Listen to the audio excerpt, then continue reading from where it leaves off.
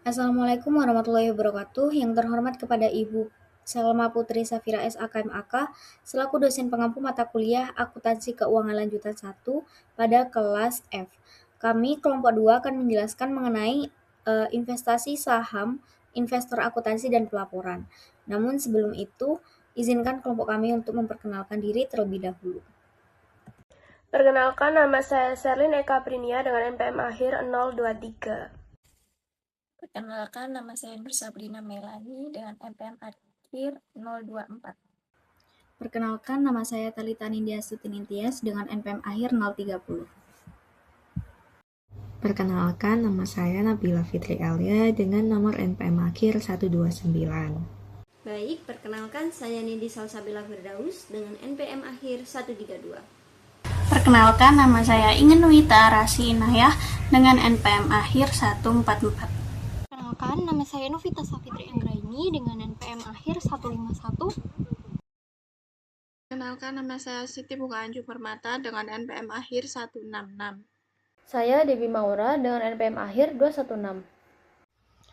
Perkenalkan, nama saya Diana Vitasari dengan akhiran NPM 356. Di sini saya akan menjelaskan mengenai akuntansi untuk investasi saham. Jadi prinsip akuntansi yang berlaku umum GAAP dalam pencatatan perolehan saham biasa mensyaratkan bahwa investor harus mencatat investasi tersebut sebesar biaya perolehan yang sama dengan nilai wajar pada saat perolehan. Nah, pedoman dasar dalam mengukur biaya investasi meliputi kas yang dibayarkan, nilai wajar aset lain yang diserahkan atau efek yang diterbitkan, serta biaya langsung tambahan untuk memperoleh investasi tersebut. Namun, biaya yang berkaitan dengan pendaftaran dan penerbitan saham tidak dimasukkan sebagai biaya investasi, melainkan dicatat sebagai tambahan modal disetor sesuai dengan ketentuan GAAP. Nah, secara umum terdapat dua metode dasar yang digunakan dalam akuntansi investasi saham biasa, yaitu yang pertama itu ada metode nilai wajar sesuai dengan ASC 320/10. Yang kedua itu ada metode ekuitas sesuai dengan ASC 323/10. Selanjutnya, saya akan menjelaskan mengenai konsep yang mendasari metode nilai wajar atau biaya dan metode ekuitas. Yang pertama itu ada metode nilai wajar atau biaya. Dalam metode nilai wajar atau biaya, investasi pada saham biasa dicatat sebesar biaya perolehan dan dividen yang diterima diakui sebagai pendapatan dividen. Namun terdapat pengecualian, dividen yang diterima melebihi bagian laba investor sejak saham diperoleh dianggap sebagai pengembalian atau dividen likuidasi sehingga dicatat sebagai pengurang akun investasi. Nah, sekuritas ekuitas yang memiliki nilai wajar yang dapat ditentukan dengan mudah diklasifikasikan menjadi yang pertama itu ada sekuritas perdagangan, yaitu sekuritas yang dibeli dan dimiliki terutama untuk dijual kembali dalam jangka pendek. Dan yang kedua itu sekuritas tersedia untuk dijual, yaitu investasi yang tidak diklasifikasikan sebagai sekuritas perdagangan. Nah, kedua klasifikasi tersebut menggunakan nilai wajar dalam melaporkan investasi pada akhir setiap periode pelaporan serta mengakui keuntungan kerugian yang direalisasi dan dividen dalam laba bersih. Selain itu, keuntungan dan kerugian yang belum direalisasi dan sekuritas perdagangan diakui dalam laba bersih. Sedangkan untuk sekuritas tersebut untuk dijual, keuntungan dan kerugian yang belum direalisasi dilaporkan secara bersih sebagai bagian dari penghasilan komprehensif lainnya. Nah, penghasilan komprehensif lain dapat dilaporkan dalam laporan laba rugi atau dalam laporan terpisah, yaitu laporan laba komprehensif. Nah, kemudian terdapat metode ekuitas, yaitu metode ekuitas pada dasarnya merupakan akuntansi berbasis aktual untuk investasi ekuitas yang memungkinkan investor memiliki pengaruh signifikan terhadap perusahaan yang diinvestasikan Nah, dalam metode ini, investasi dicatat sebesar biaya perolehan, kemudian disesuaikan dengan laba rugi dan dividen. Nah, untuk perlakuannya itu bagian laba investor diakui sebagai pendapatan investasi dan menambah nilai investasi, lalu bagian rugi investor diakui sebagai kerugian investasi dan mengurangi nilai investasi. Nah, dividen yang diterima atau dianggap sebagai pengembalian investasi sehingga mengurangi akun investasi. Nah, dengan demikian pendapatan investasi mencerminkan bagian laba bersih investor dan akun investasi mencerminkan bagian investor atas aset bersih investor. Nah, menurut GAAP, metode ekuitas ini digunakan meskipun kepemilikannya saham 50% atau kurang selama investor memiliki pengaruh signifikan. Kemudian terdapat ketentuan persentase kepemilikan. Nah, GAAP ini menggunakan patokan kepemilikan 20% untuk menilai adanya pengaruh signifikan. Yang pertama itu ada kepemilikan 20% atau lebih atas saham dengan hak suara menimbulkan anggaran bahwa investor memiliki pengaruh signifikan, kecuali ada bukti kuat sebaliknya. Nah, yang kedua itu ada kepemilikan kurang dari 20% dianggap tidak memiliki pengaruh signifikan kecuali dapat dibuktikan sebaliknya. Baik, yang selanjutnya adalah equity method dalam akuntansi investasi. Jadi, kapan sih equity method itu digunakan? Nah, equity method itu digunakan ketika dia memiliki signifikan influence terhadap perusahaan lain. Namun, ada beberapa kondisi yang menunjukkan investor itu tidak memiliki signifikan influence, yaitu ketika investee menolak pengaruh investor. Kemudian, investor menyerahkan hak-hak pentingnya melalui perjanjian, lalu mayoritas saham itu memiliki kelompok lain. Selanjutnya, informasi keuangan itu tidak memadai atau terlambat, serta tidak ada perwakilan di Dewan Direksi. Kemudian, kapan sih equity method itu diberhentikan?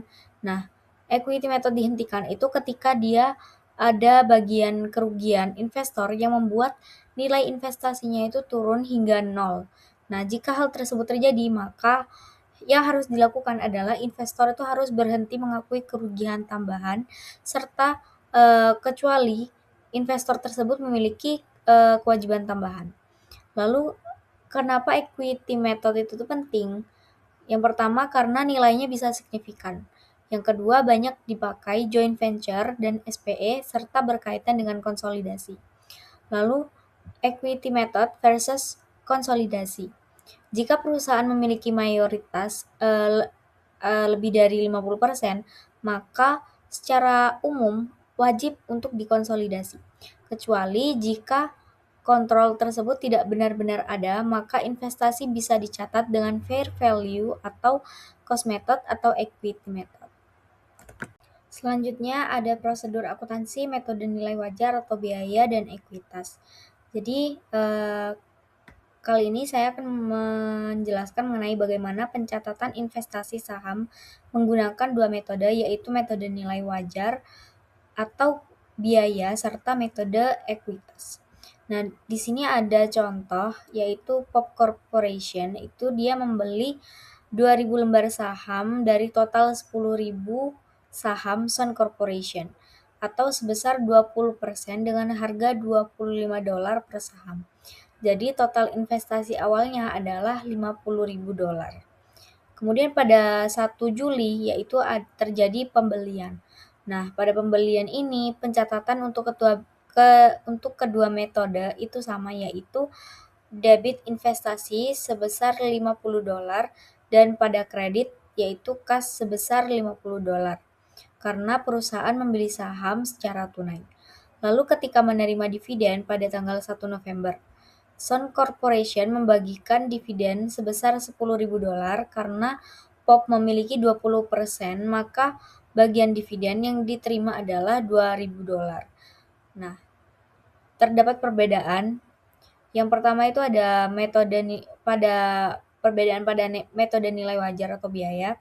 Dividen itu dicatat sebagai pendapatan. Debit kas sebesar $2.000 serta pada kredit itu ada pendapatan dividen sebesar $2.000. Kemudian yang pada metode ekuitas itu dividen tidak dianggap pendapatan tetapi mengurangi nilai investasi. Jadi di debitnya itu adalah kas $2.000 dan di kredit itu investasi $2.000. Karena dalam metode ekuitas, laba itu sudah diakui melalui bagian laba perusahaan. Kemudian pada tanggal 31 Desember, Son memperoleh laba bersih sebesar $25.000 selama tahun berjalan. Karena POP memiliki 20%, maka bagian laba POP itu adalah $5.000. Namun karena saham dibeli 1 Juli hanya dihitung 6 bulan. Jadi 20% itu tadi dikali dengan $25 dan dikali 6/12. Jadi sama dengan $2.500. Nah, terdapat perbedaan metode lagi. Yang pertama metode nilai wajar dan biaya, dia tidak mengakui bagian laba. Jadi investasi tetap dicatat sebesar harga perolehan yaitu $50.000. Lalu pada metode ekuitas, bagian laba itu diakui sebagai pendapatan, sehingga pada debitnya itu dicatat investasi sebesar $2.500 dan pada kreditnya itu dicatat pendapatan investasi $2.500. Sehingga nilai investasinya itu menjadi $50.000. Nah, selanjutnya di sini ada metode ekuitas atau konsolidasi satu baris. Bahwa equity method ini tuh digunakan ketika investor memiliki pengaruh signifikan terhadap investor, biasanya pada kepemilikan ini antara 20% sampai 50%. Nah, metode ini sering disebut one line konsolidasi. Nah, karena investasi hanya dilaporkan dalam satu akun di laporan keuangan investor, pada awalnya nilai investasi ini tuh dicatat sebesar harga perolehan. Selain itu, nilai investasi ini tuh akan berubah mengikuti kinerja perusahaan investor. Nah, jika investor ini tuh memperoleh laba, maka nilai investasi investor ini tuh akan meningkat sesuai bagiannya. Sebaliknya, jika investor ini tuh menerima dividen, maka nilai investasi ini tuh akan berkurang. Nah, ada equity investment at acquisition. Nah, pada saat akuisisi ini, investasi ekuitas ini tuh dicatat sebesar harga perolehan atau cost. Nah, harga perolehan ini tuh mencakup kas yang dibayarkan maupun nilai wajar saham ini tuh yang diterbitkan oleh investor. Nah, selain itu, biaya langsung yang berkaitan dengan akuisisi seperti biaya registrasi dan biaya konsultasi juga ditambahkan ke dalam nilai investasi. Nah, contohnya kayak POM Company ini tuh membeli 30% saham Sun Company dengan total investasi sebesar 5.000. Nah, 5.000 atau 5 juta. Nah, setelah pencatatan awal, langkah berikutnya ini adalah membandingkan cost tersebut dengan nilai buku bagian yang diperoleh.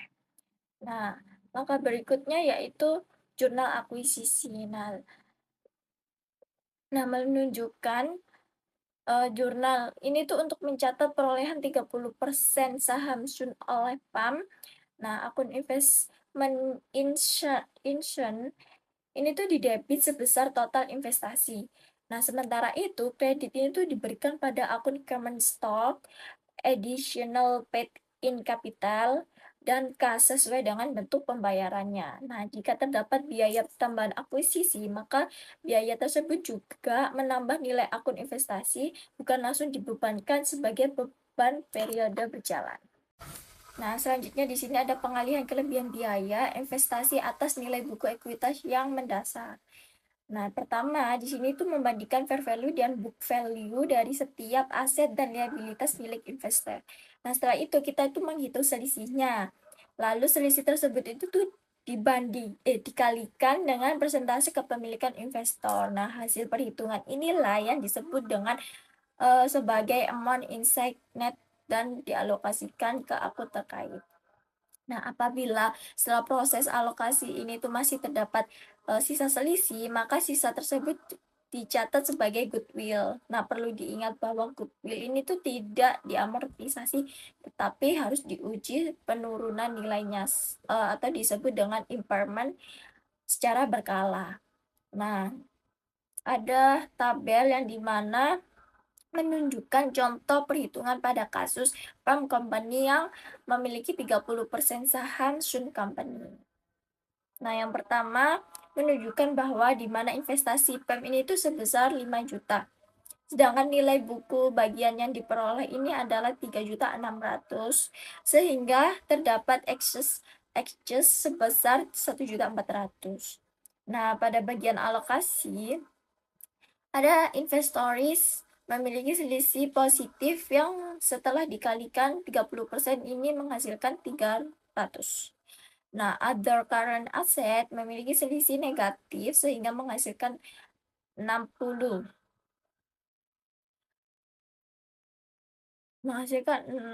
Dalam kurung 60. Nah, lalu equipmentnya memberikan penyesuaian terbesar yaitu 900. Nah, lalu not payable-nya yaitu menghasilkan penyesuaian 60 juga.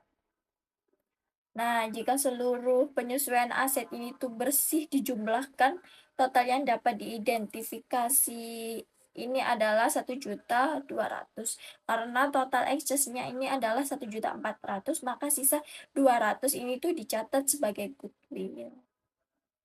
Nah, melalui proses ini, investor ini tuh dapat memastikan bahwa nilai investasi ini mencerminkan nilai wajar aset bersih yang diperoleh, dan selisih yang tidak dapat diidentifikasi diakui sebagai goodwill.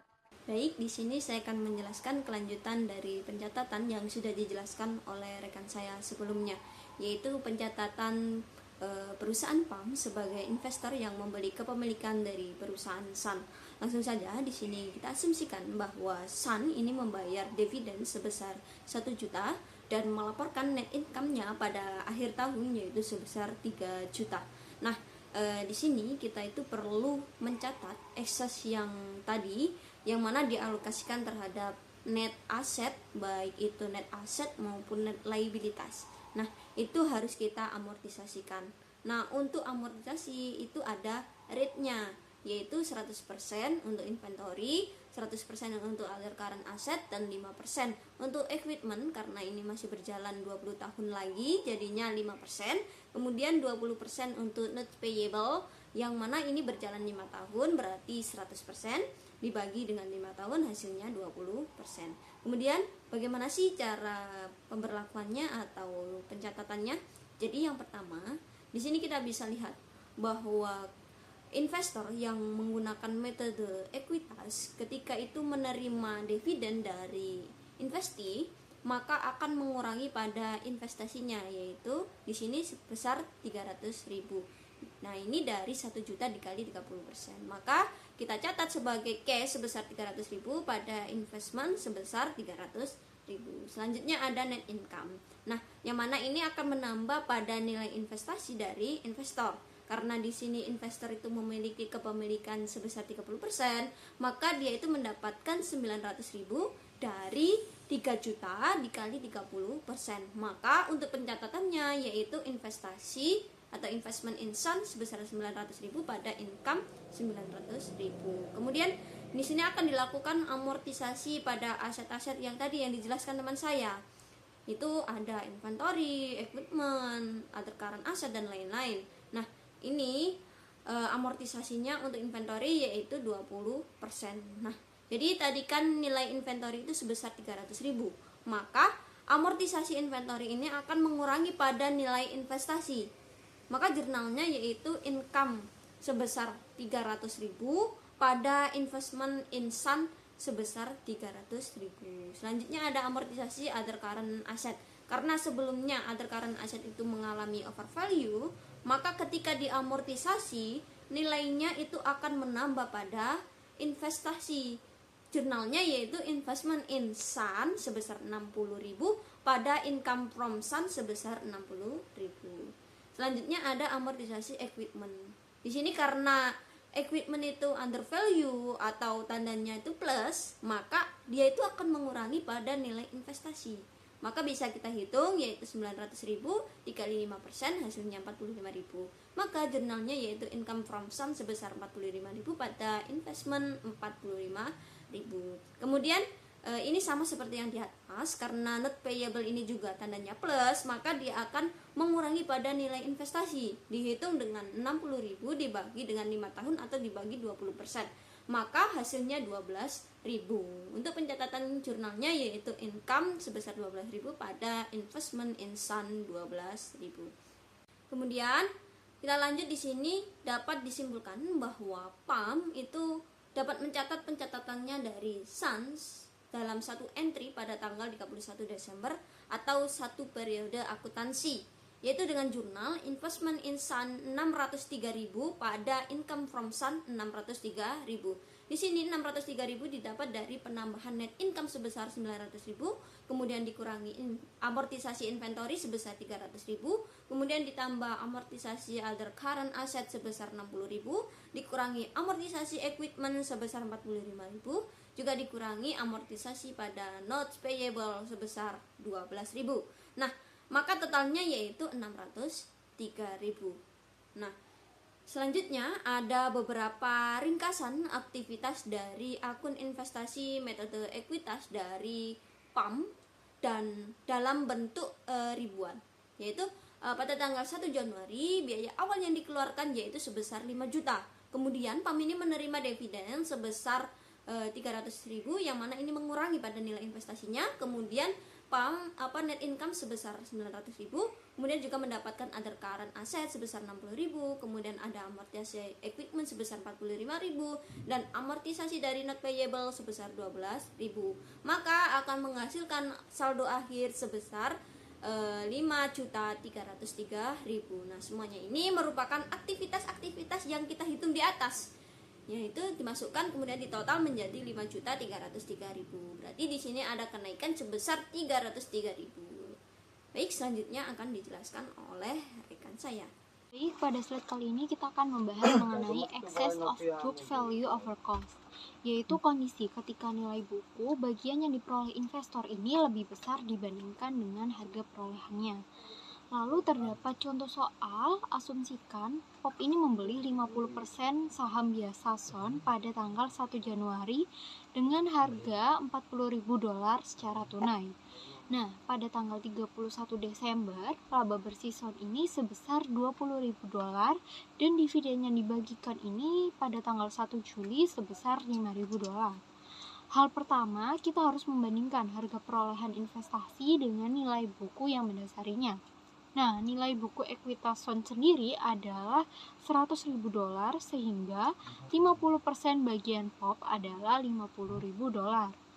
Namun, POP hanya membayar sebesar $40.000 yang artinya terdapat selisih sebesar $10.000 yang dimana nilai buku ini lebih besar daripada harga perolehan. Nah, selisih ini yang disebut dengan excess book value over cost atau yang biasa kita pahami sebagai pembelian dengan harga diskon. Nah, selisih 10.000 tersebut kemudian dialokasikan ke akun-akun relevan, yaitu persediaan sebesar 1.000 dan peralatan sebesar $9.000 yang sesuai dengan proporsi kepemilikan. Lalu di sebelah kanan terdapat entry jurnal. Yang pertama pada tanggal 1 Januari untuk mencatat pembelian sebesar 50% saham Sun secara tunai. Nah, jurnalnya yaitu investment in Sun pada cash sebesar $40.000. Lalu pada tanggal 1 Juli itu mencatat dividen yang diterima. Nah, dividen Sun sendiri adalah $5.000. Bagian POP 50%-nya yaitu $2.500. Nah, untuk jurnalnya yaitu cash pada investment in Sun sebesar $2.500. Nah, karena menggunakan metode ekuitas, dividen ini tidak diakui sebagai pendapatan, tetapi dianggap sebagai investment in Sun atau pengembalian investasi. Lalu, pada tanggal 31 Desember, ini mengakui bagian laba bersih. Nah, laba bersih Sun sendiri sebesar $20.000. Bagian POP 50%-nya yaitu $10.000. Maka jurnalnya yaitu investment in Sun pada income from Sun sebesar $10.000. Lalu yang terakhir pada tanggal 31 Desember, amortisasi selisih nilai buku. Nah, tadi kan ada kelebihan nilai buku sebesar $10.000 yang dialokasikan ke persediaan sebesar 1.000 dan peralatan sebesar 9.000. Lalu amortisasi tahun ini sebesar 1.900. Maka jurnalnya investment in Son pada income in Son sebesar 1.900.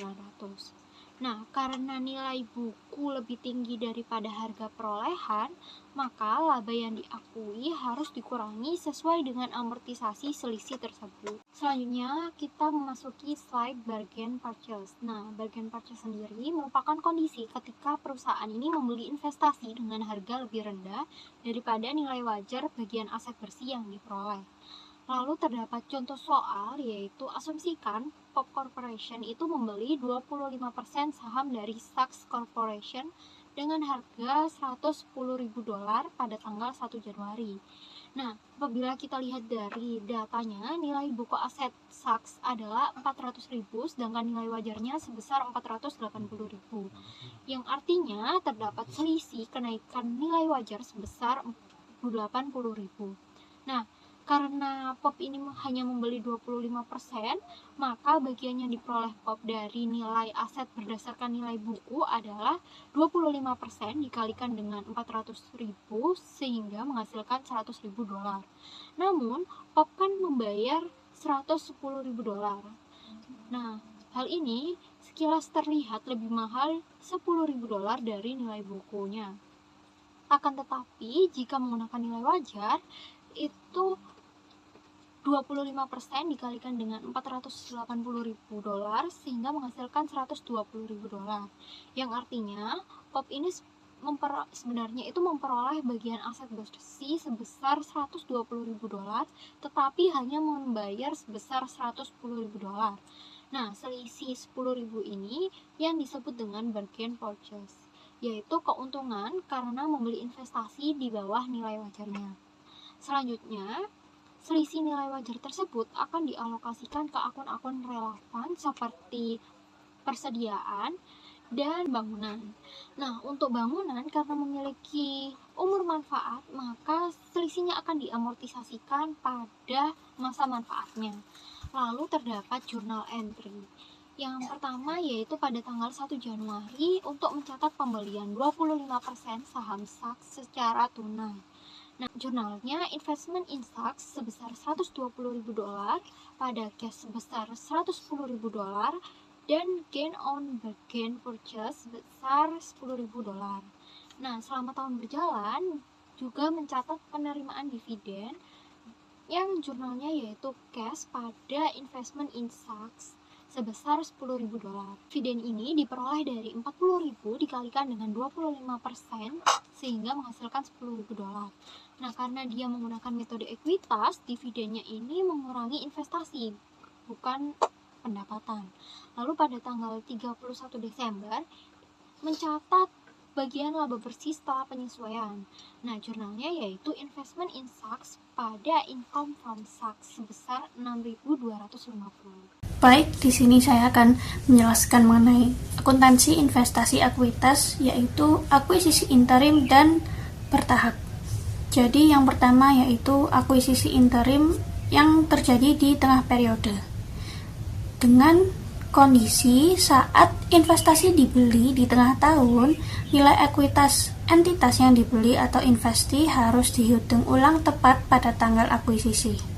Terdapat beberapa langkah dalam akuisisi interim. Yang pertama yaitu perhitungan ekuitas pada tanggal akuisisi. Nilai ini ditentukan dengan menambahkan laba proporsional yang diperoleh sejak awal tahun dan mengurangi dividen yang telah diumumkan sebelum tanggal pembelian. Kemudian yaitu alokasi selisih biaya.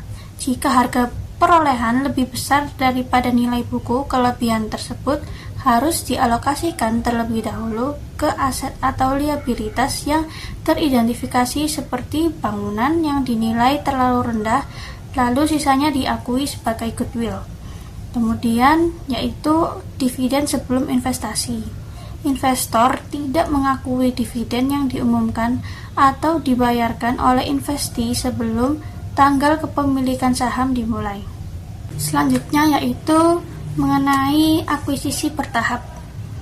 Jadi, akuisisi bertahap ini terjadi jika investor menambah kepemilikan saham secara bertahap hingga mencapai pengaruh signifikan, yaitu di 20% hingga 50%, maka metode akuntansi harus beralih ke metode ekuitas.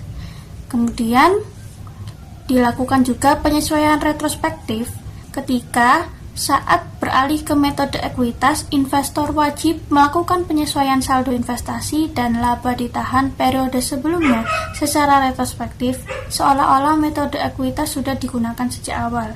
Jadi, kata kunci yang bisa teman-teman terapkan untuk akuntansi investasi akuisisi bertahap yaitu pada awalnya masih memakai cost method karena kepemilikan sahamnya masih di bawah 20%.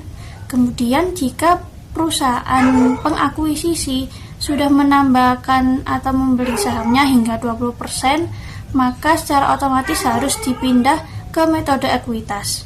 Kemudian harus ada penyesuaian terhadap retained earning atau laba ditahan. Kemudian excess cost atau selisih juga harus dihitung dan selisih tersebut nantinya bisa menjadi goodwill. Materi selanjutnya yaitu mengenai penjualan kepemilikan saham. Nah, jika investor ini menjual sebagian investasi saham sehingga kepemilikannya turun di bawah 20% atau tidak lagi memiliki signifikan influence sehingga tidak lagi menggunakan metode equity method tetapi dicatat dengan fair value atau cost method.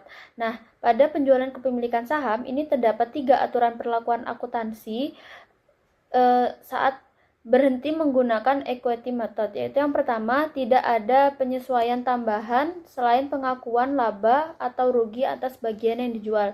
Nah, artinya ini setelah menjual sebagian saham, kita ini tidak perlu menyesuaikan kembali seluruh investasi. Kita ini hanya mengakui laba atau rugi dari bagian yang dijual saja. Kemudian aturan yang kedua yaitu nilai buku investasi yang tersisa menjadi basis baru. Nah, sisa investasi yang masih dimiliki itu dicatat sebesar nilai bukunya saat itu dan angka tersebut ini menjadi nilai awal baru ketika pindah ke fair value atau cost method. Kemudian aturan yang ketiga yaitu laba atau rugi penjualan dan rumus harga jual dikurangi dengan nilai buku bagian yang dijual. Nah, ini tuh menghitung gain atau loss dari penjualan sebagian saham.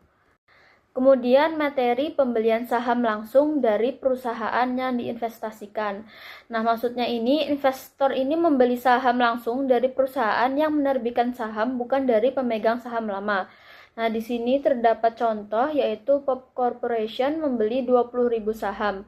Biasa yang sebelumnya belum diterbitkan langsung dari Sun Corporation seharga $450.000 pada 1 Januari 2016. Lalu ekuitas pemegang saham Sun per 31 Desember 2015 ini terdiri dari $200.000 modal saham biasa dengan nilai nominal $10 per saham dan $150.000 laba ditahan. Maka hitunglah persentase kepemilikan POP setelah penerbitan saham baru dan nilai buku kepemilikan yang diperoleh. Nah, pertama-tama kita ini mencari jumlah saham lama. Nah, jumlah saham lama ini adalah 20.000 saham. Ini berasal dari $200.000 dibagi sama $10. Kemudian mencari saham baru yang diterbitkan ke POP, yaitu 20.000 saham.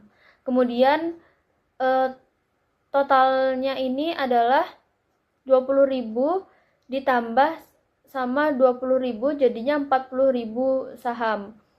Lalu persentase kepemilikan POP-nya ini adalah 50%. Nah, 50% itu dapat dari mana? Dapat dari 20.000 saham yang jumlah saham lama ini dibagi dengan 40.000 saham. Kemudian menghitung nilai buku kepemilikan yang diperoleh POP. Nah, ekuitas sebelum penerbitannya di sini $350.000. Ini dapat dari $200.000 ditambah $150.000. Kemudian kas dari penerbitan saham baru ini $450.000. Sehingga total ekuitas setelah penerbitannya adalah $800.000. Nah, karena POP ini memiliki 50% kepemilikan, maka 50% ini dikalikan dengan $800.000 sehingga menghasilkan $400.000. Kemudian perusahaan investasi dengan saham preferensi. Nah, jika perusahaan yang diinvestasikan atau investe ini memiliki saham preferen dan saham biasa, maka dalam penerapan equity method ini diperlukan penyesuaian khusus karena investor saham biasa tidak berhak atas seluruh ekuitas dan laba perusahaan. Nah, ini terdapat dua penyesuaian yang diperlukan, yaitu yang pertama saat akuisisi. Nah, saat akuisisi, ekuitas pemegang saham ini harus dipisahkan menjadi ekuitas saham preferen dan ekuitas saham biasa. Investor yang membeli saham biasa hanya menghitung bagian dari ekuitas yang menjadi hak pemegang saham biasa, bukan total ekuitas perusahaan. Nah, ekuitas pemegang saham preferen biasanya ini sebesar nilai nominal saham preferen ditambah premi likuidasi atau call premium jika ada. Kemudian ditambah dividen preferen yang menunggak ini tuh jika terdapat kumulatif dan jika terdapat tunggakan.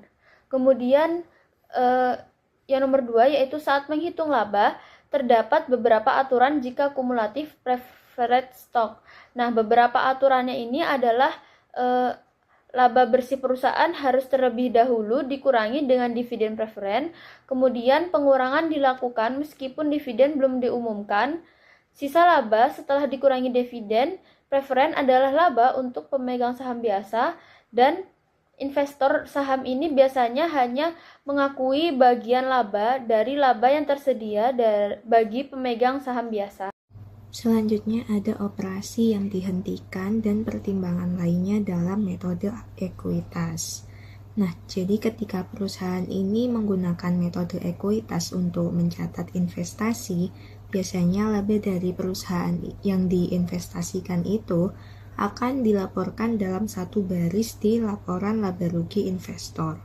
Namun, jika perusahaan yang diinvestasikan ini memiliki operasi yang dihentikan atau discontinue operation, maka laba investasi ini harus dipisahkan menjadi dua. Yang pertama ada pendapatan dari operasi yang berjalan, dan yang kedua adalah keuntungan atau kerugian dari operasi yang dihentikan. Nah, di sini ada contoh, jadi asumsikan Pop Corporation ini memiliki 40% saham di Sun Corporation dalam kondisi berikut. Di sini ada pendapatan dari operasi berjalan tuh sebesar $500 dan kerugian dari operasi yang dihentikan sebesar $50. Jadi total dari laba bersihnya $450.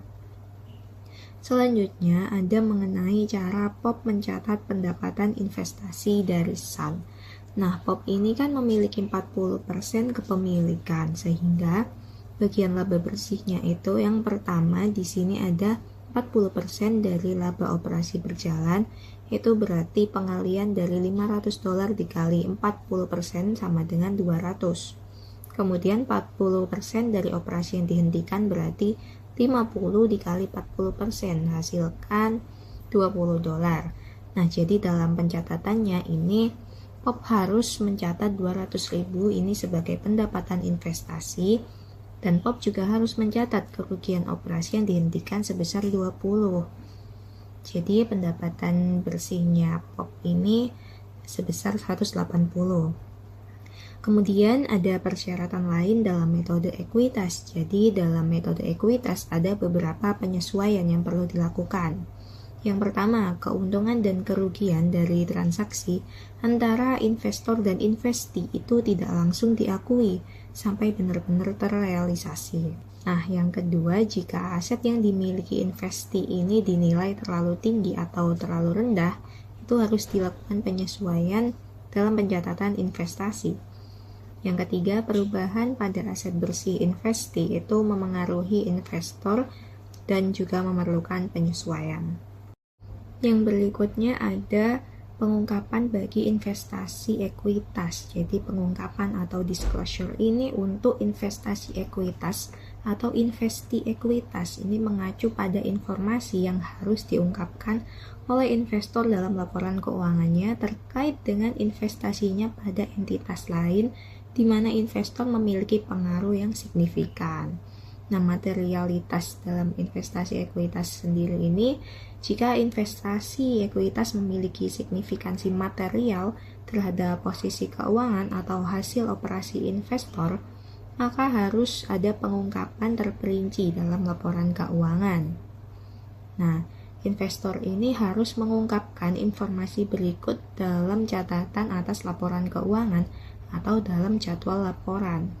Yang pertama ada nama setiap investi dan persentase kepemilikan saham biasa. Yang kedua ada kebijakan akuntansi yang digunakan untuk mencatat investasi dalam saham biasa. Dan yang ketiga perbedaan antara jumlah investasi yang dicatat dan jumlah ekuitas bersih investi yang mendasarinya, termasuk perlakuan akuntansi terhadap perbedaan tersebut. Materi selanjutnya akan dijelaskan oleh rekan saya. Selanjutnya ada transaksi dengan pihak berelasi. Tidak ada tanggapan bahwa transaksi antara pihak berelasi itu dilakukan secara wajar seperti antara pihak independen. GAAP mengidentifikasi transaksi material antara perusahaan afiliasi sebagai related party transaction yang wajib diungkapkan dalam laporan keuangan. Transaksi pihak berelasi terjadi ketika salah satu pihak memiliki kemampuan untuk mempengaruhi secara signifikan dari operasi pihak lainnya. Nah, pengungkapan yang diperlukan itu meliputi hal-hal sebagai berikut. Yang pertama, sifat hubungan tersebut. Menjelaskan hubungan antara kedua pihak, misalnya induk dan anak perusahaan, manajemen, kunci, afiliasi, dan lain-lain. Lalu yang kedua, deskripsi transaksi. Itu menjelaskan jenis transaksi yang terjadi. Yang ketiga, jumlah nilai transaksi dalam dolar dan setiap perubahan dari periode sebelumnya dalam metode yang digunakan untuk menetapkan syarat-syarat transaksi untuk setiap laporan laba rugi disajikan. Lalu yang keempat, jumlah yang terutang kepada atau dari pihak terkait pada tanggal neraca untuk setiap saldo lembar yang disajikan. Nah, selanjutnya ada uji penurunan nilai goodwill. Pada dasarnya itu goodwill dan aset tak berwujud dibedakan berdasarkan umur manfaatnya. Jika aset tersebut memiliki umur manfaat yang tidak terbatas seperti goodwill, itu maka tidak diamortisasi. Namun, aset tersebut wajib diuji penurunan nilainya setiap tahun untuk memastikan nilai wajarnya. Nah, sebaliknya, jika aset tak berwujud itu memiliki umur manfaat terbatas, maka harus diamortisasi selama periode manfaatnya.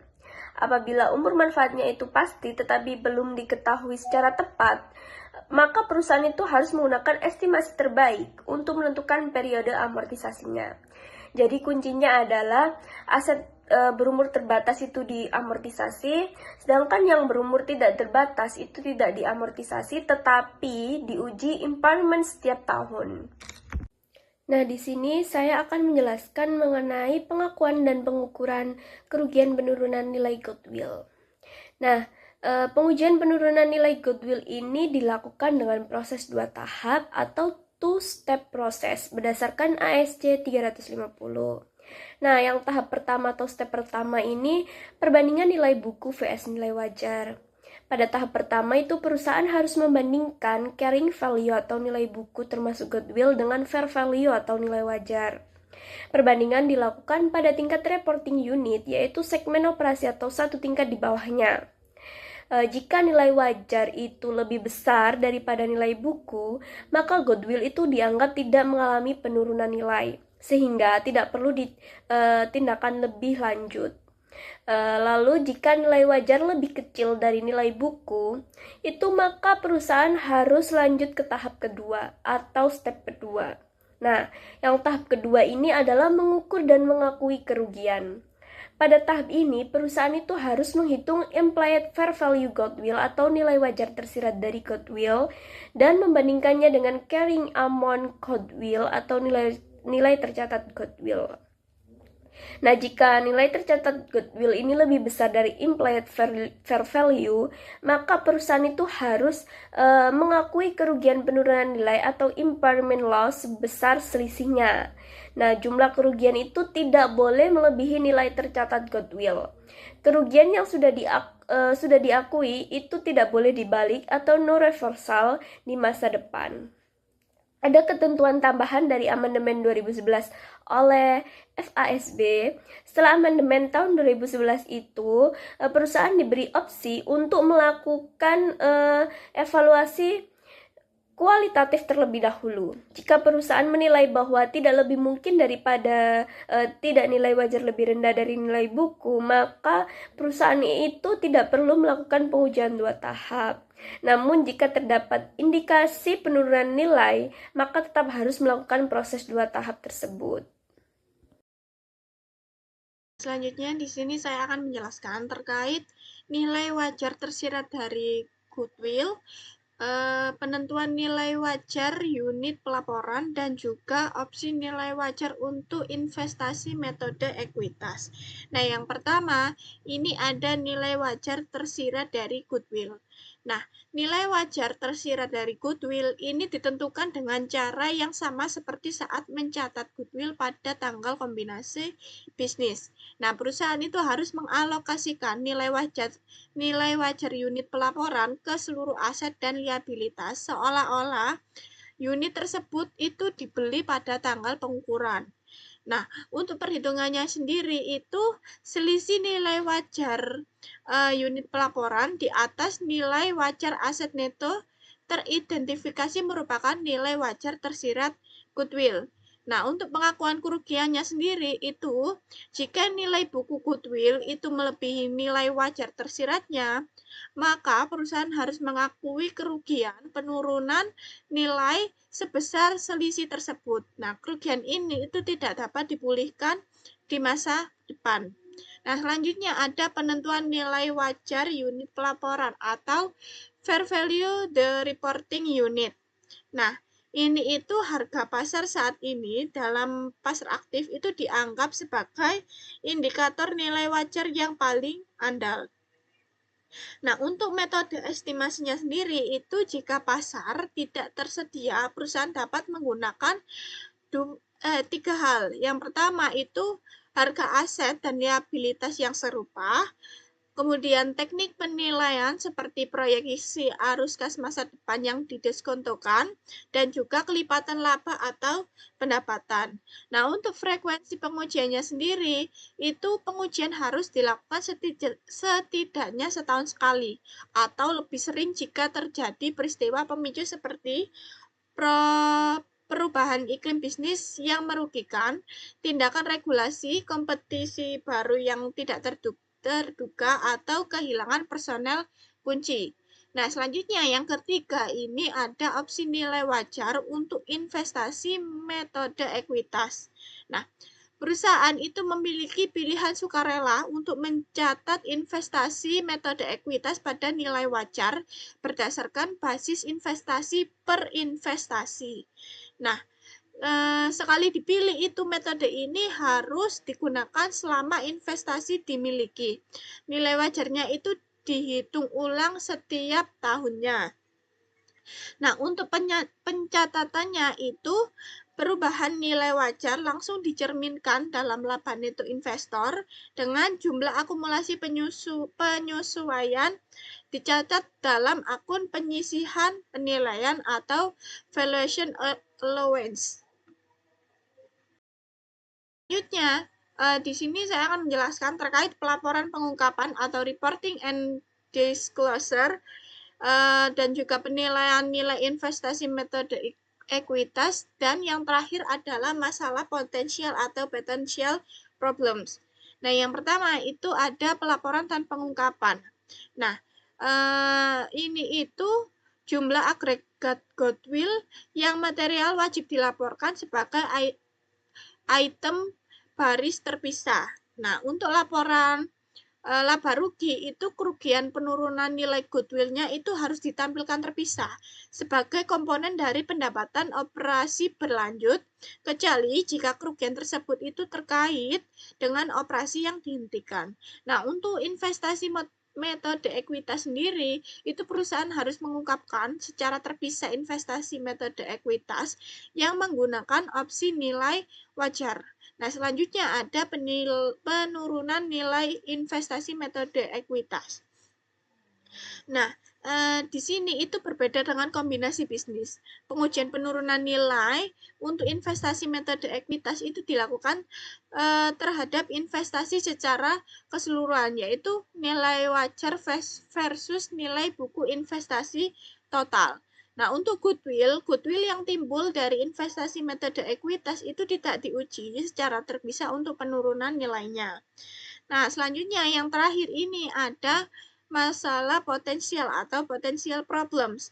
Nah, ini itu penggunaan metode nilai alternatif selain harga pasar sangat subjektif dan sulit diverifikasi secara objektif oleh auditor.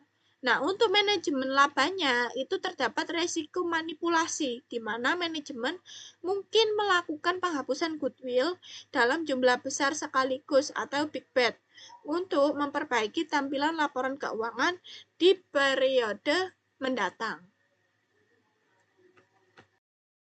Sekian presentasi dari kelompok kami, kurang lebihnya mohon maaf. Wassalamualaikum warahmatullahi wabarakatuh.